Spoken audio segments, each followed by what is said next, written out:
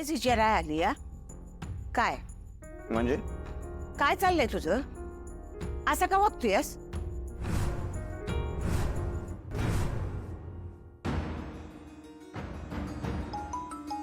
सत्य आहे.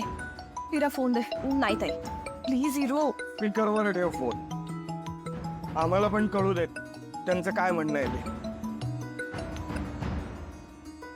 हा बाबा बोला.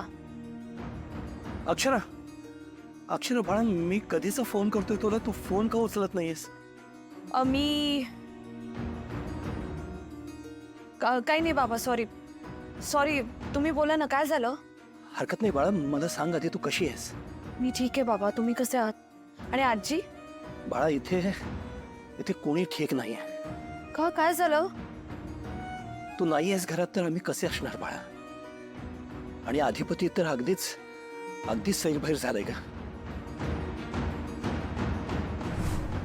तू कल्पना करू शकतेस ना, तू घरात नाही आहेस तर तो कसा वागत असेल? त्याचं कशात लक्ष नाही आहे, तो खात पित नाही आहे, कोणाशी बोलत नाही आहे.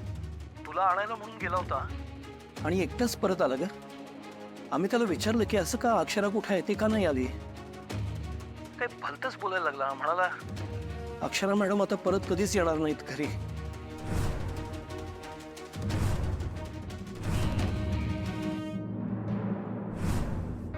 काय मी काय वागतोय?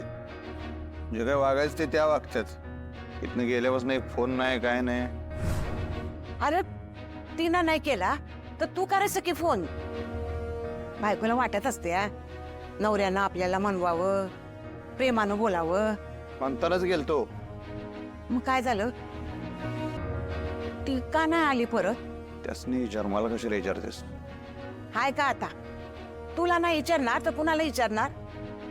अरे ती घरात नाही आहे तर बघतोयस ना, घरातलं वातावरण कसं झालंय. ते कुणाचं डोसकं ठिकाणावर नाही. तुझी तर नुसती चिडचिड चालली आहे. त्याचं त्यासनी काय नाही, त्यांचं सगळं नीट चाललंय. नाही अधिपती असं नसेल. ग बसा तुम्ही ना सगळीजण त्यांची बाजू घेऊन माझ्याकडे येऊ नका.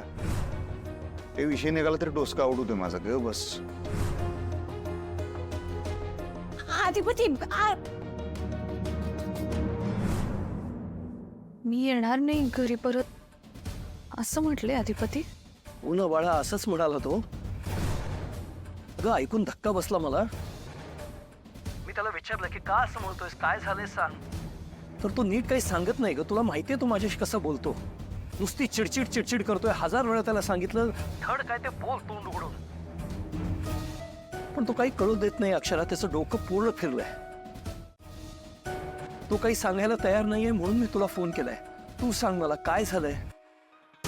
तुमचं परत भांडण वगैरे झालंय का? अक्षरा तू काही वेडवाकडं बोललाय का तुला? तसं असेल तर सांग बाळा, मी तुझी माफी मागतो त्याच्या वतीनं. सॉरी बाळा, काही बोललं असेल तर माफ कर, मला माफ कर. नाही बाबा, तुम्ही सॉरी म्हणू नका. तुम्ही अजिबात सॉरी म्हणू नका. आम्ही भेटलोच नाहीये बाबा. आमचं बोलणं नाहीच झालंय. अक्षरा काय बोलतेस काय तू? म्हणजे तुम्ही भेटलाच नाही अजून? नाही आम्ही. हे बघा, तुम्ही इथे फोन करू नका ताईला. तिचं डोकं फिरवू नका. इरा अगं तू काय कोणाशी बोलतेस, तुला कळतंय का? मोठे आहेत ते तुझ्यापेक्षा वयाने, जरा मान ठेव ना. अच्छा, मान आदर मान हे सगळं फक्त आपल्याला लागू होतं का? त्यांना काहीच लागू होत नाही. हिरा बाळा, तुझा राग मी समजू शकतो. तू उगाच असं नाही बोलणार. काही झालंय का? काय मला सांगशील का काय घडले? नाही सर, तुम्ही ना खरंच समजू शकत नाही. कारण तुमच्याकडची माणसंच वेगळी आहे.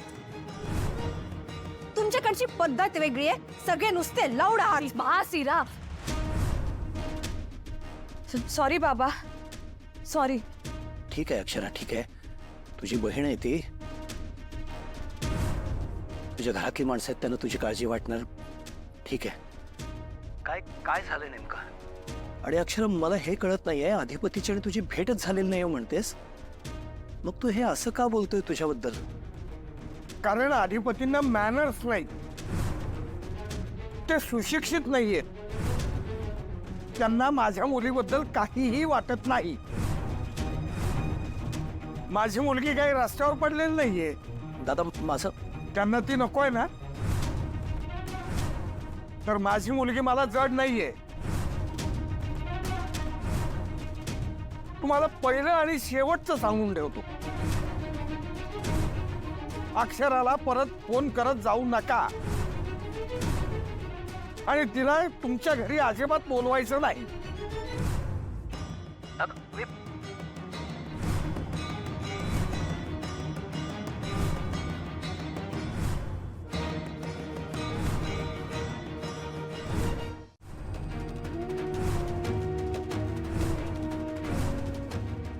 बाबा प्लीज प्लीज असं सारखं नका बोलू तुम्ही. अधिपतींची काही चूक नाहीये हो. नाहीये त्यांची चूक. मला माहितीये ना त्यांना हवं आहे आमचं नातं. मला एकदा भेटू देत ना त्यांना, एकदा बोलू देत त्यांच्याशी. आपण सगळ्यांनी जरा आता शांत राहण्याची गरज आहे प्लीज. बाबा मला एकदा अधिपतींना भेटू द्या, त्यांना विश्वासात घेऊ द्या. मला माहिती आम्ही भेटलो की सगळं ठीक होणार आहे. मला माहितीये तुम्ही सगळे प्लीज शांत राहा. विश्वास ठेवा, काहीही ठीक होणार नाहीये. ताईला कळत कसं नाहीये? त्यांना ती नकोय.